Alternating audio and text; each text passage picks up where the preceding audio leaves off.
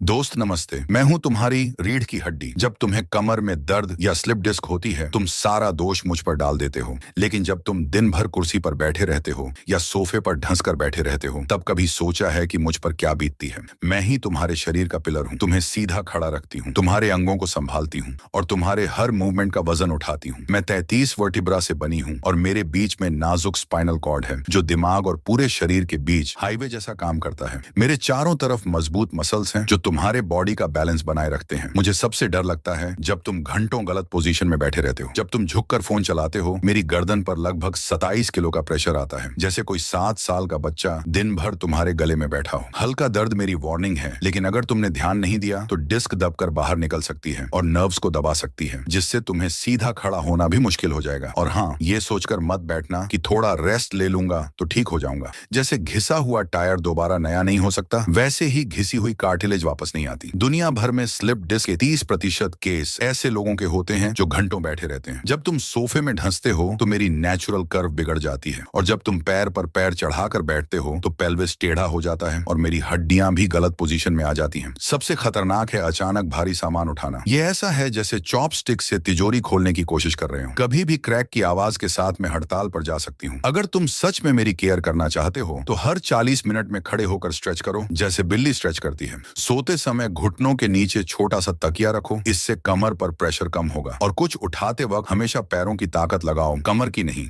मुझे संभालोगे तो मैं तुम्हें जिंदगी भर सीधा रखूंगी और तुम्हें और भी ज्यादा नजारे दिखाऊंगी।